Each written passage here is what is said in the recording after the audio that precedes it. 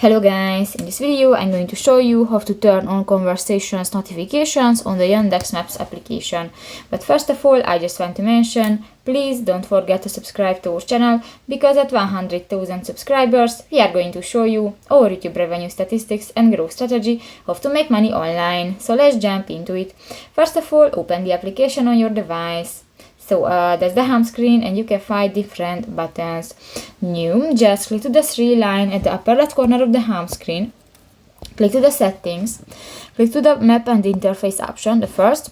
Go to the last button, the rolled events, and if you use the alerts, you can find the in all mood section, and you can find the third option, the conversations. New, actually I use this function, but if you want to turn off, click to the next blue circle.